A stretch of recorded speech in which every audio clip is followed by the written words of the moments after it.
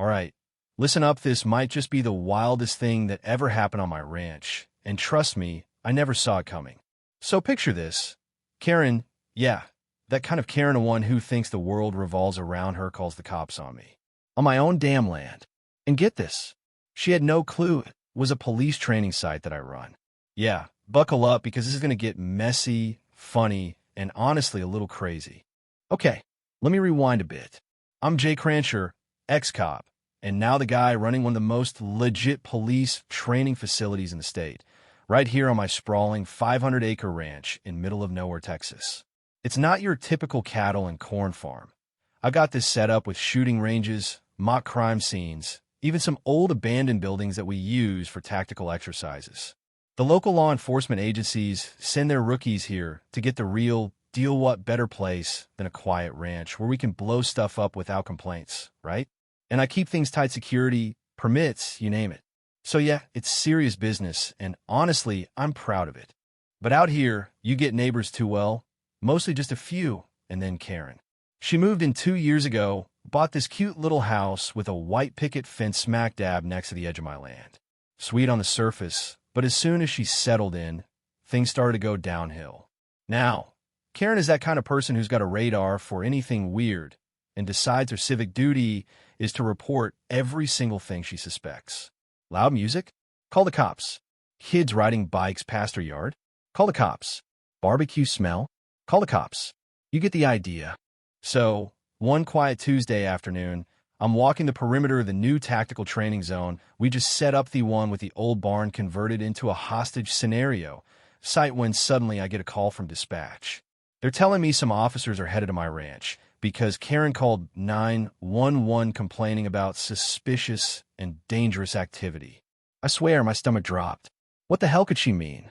I haven't had a real complaint in years, and this time it felt personal.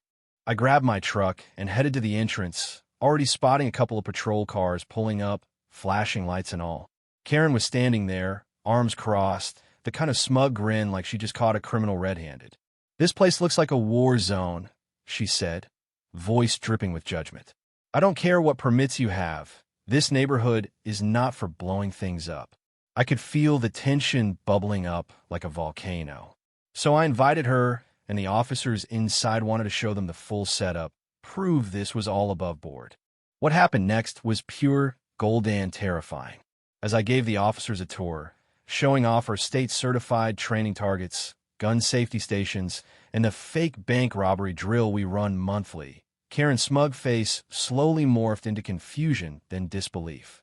One officer, a buddy from back in my cop days, pulled me aside and whispered, "You do realize she's been filing complaints with the HOA and the city about you for months, right? And none of those complaints mention this training site." Turns out, Karen had no clue what was actually going on. All she saw was weird explosions and loud noises, and her imagination ran wild, guessing everything from meth labs to underground gambling rings. I mean, yeah, loud noises happen, but we always notify the neighbors in advance, and the cops know about her schedule. Karen just never bothered to check or ask. She preferred to stir the pot. That's when I decided enough was enough. I started digging into Karen's background a little just to see if maybe there was something behind all this paranoia. Funny thing is, I found out she worked for the city's code enforcement for a decade before retiring. So here's this woman who used to enforce regulations, now using her retired badge and HOA connections to basically act like a mini police chief around here. No wonder she felt so entitled. I wasn't alone in my frustration. The local sheriff's deputy, Mike, who'd trained with me for years, told me, "She's like a mosquito, annoying and persistent, but mostly harmless if you don't scratch." Mike even offered to help me set up some security cams on the perimeter and keep an eye on her complaints, just so we could have some proof if she tried to stir trouble again. So I played it smart. I started recording everything, keeping logs of training schedules, and even invited neighbors over for an open house to show what we do. But Karen? She doubled down. Next thing I know, she's running a petition to shut down the training site because it's a danger to children and the environment. She even showed up at the county meeting with a slideshow of blurry photos, none of which showed the actual ranch, just some distant explosions and smoke plumes. That's when I set a little trap. I decided to invite Karen herself out to one of our controlled burn training session safety gear, briefing, the whole 9 yards. I told her it was to clear the air and maybe get her to understand what we do. She showed up, all arms crossed, skeptical as hell, but I could tell the curiosity was killing her. We suited her up, gave her ear protection, and let her watch from behind the safety barriers as our team went through a simulated hostage rescue with smoke, loud bangs, and all the chaos you'd expect. I caught the moment when her face shifted from suspicion to awe. The raw power and precision of the operation was undeniable.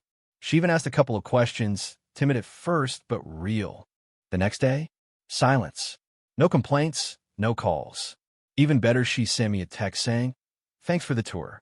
I didn't realize how professional this was. Now, I won't say Karen became my best friend overnight, but the tension definitely cooled.